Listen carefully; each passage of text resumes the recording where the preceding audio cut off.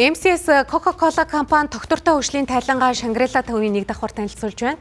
Тус компанийн хувьд байгаль орчин дээлтэй үйлдвэрлэл явуулж, хүлэмжийн хийн ялгарлыг бууруулж, хуванцрыг дахин боловсруулахаас гадна 2010 оноос хойш үйлдвэрлэлийн процессд ашигладаг усыг цэвэршүүлж байгаа юм байна.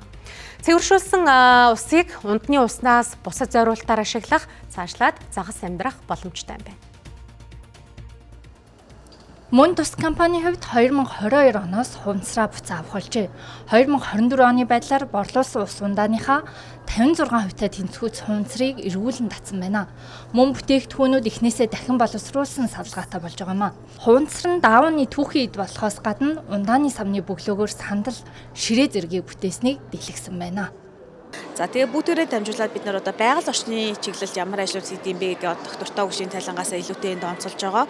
Тухайлх юм бол бид нар одоо бүтээгдэхүүн үйлдвэрлэхдээ одоо усныхаа үр ашигтай хэрэглээ хэрхэн дэвшлүүлдэг, за савлгаан дээрээ хэрхэн анхаардیں, хэрхэн дахин боловсруулдیں, за тэгээд хүлэмжийн хийн ялгарлыг бас одоо жил тутамдаа хэрхэн бууруулдیں бэ гэдэг одоо аль болох хэрэглэгчдэд ойлгомжтойгоор бас одоо сурагчдын амралтыг тохиолдуулаад энд бол бас хүүхдүүд маань юм хийх боломжтойгоор иймэрхүү байдлаар хийсэн байна.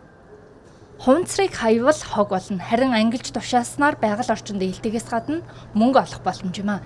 MCS Coca-Cola компанийн хувьд 17 мянган харилцагчдаа эерэг нөлөө үзүүлж тэдгээр нь эхнээсээ хуванцраа тушаадаг болжээ.